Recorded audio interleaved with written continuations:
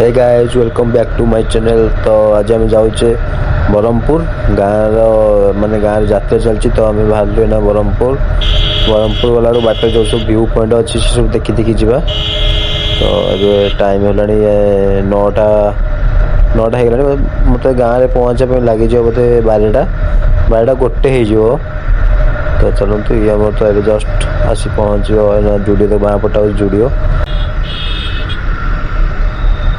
तो आम ये पास पहुँच गले कल्पना छक ये आम बाँ को जा भाई रे कौन लोक हो रोड क्रॉस कर देखी जाए कर एमती रोड क्रॉस कर एक्सीडेंट हो गले कह ना भाई रोड जाम कर ट्राफिक वाला भूल।